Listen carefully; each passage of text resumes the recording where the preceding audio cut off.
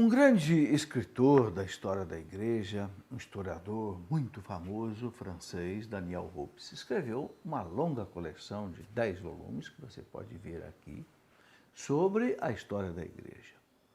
E Daniel Rupes, ele ganhou o prêmio da Academia Francesa de Letras, escreveu esta obra que é escrita em francês, foi publicada para o português, publicada aqui no Brasil pela editora Quadrante, onde ele narra com detalhe a história da igreja. Bem, uma das coisas que Daniel Rupes fala, quando houve a queda do Império Romano na mão dos bárbaros e a igreja começou então a trabalhar esses povos para educá-los e cristianizá-los, Daniel Rupes diz o seguinte, que foi a igreja, e unicamente a igreja, quem preservou as possibilidades de luz.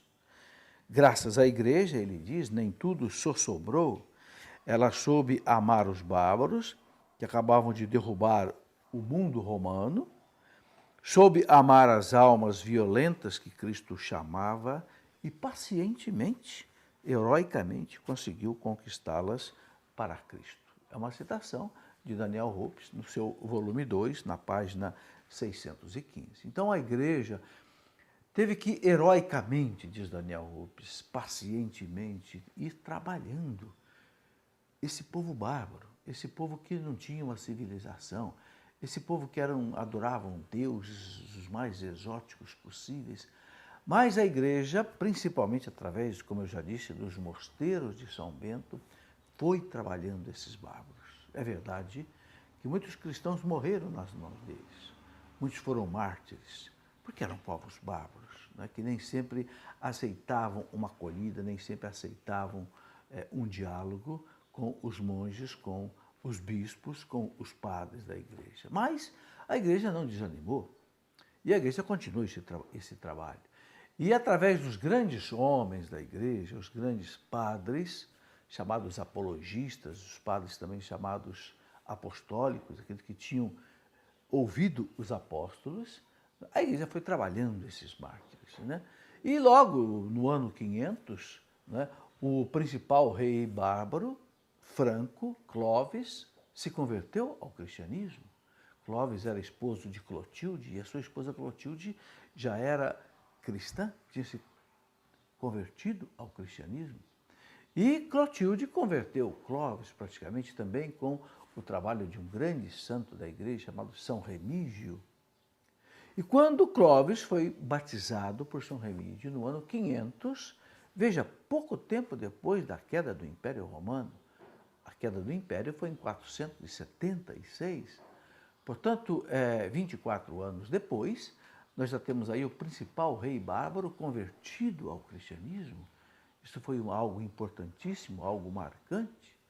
E a partir daí, todo o povo bárbaro franco que ocupava a antiga Gália, hoje a nossa França, se tornou cristã. Porque uma coisa importante de se entender é que na antiguidade a religião do rei era a religião do povo, né? O rei ele tinha assim um status divino. Então quando o rei assumia uma religião, assumia uma crença, todo o seu povo assumia automaticamente. E com isso, né, o primeiro povo bárbaro que se tornou cristão, católico, foram os francos. É por isso que se diz que a França é a filha mais velha da igreja. Isto foi algo, assim, muito importante.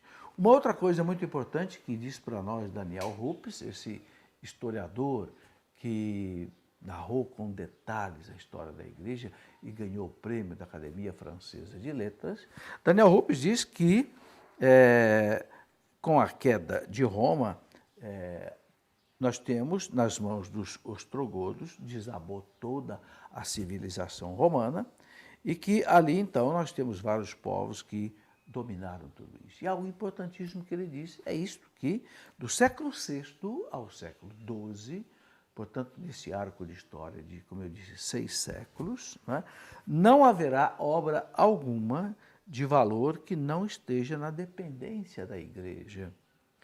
E não se poderá citar um só nome que não seja eclesiástico, bispo, sacerdote, monge. Ou seja, coube à igreja todo esse trabalho de 6 séculos de reconstruir a civilização ocidental.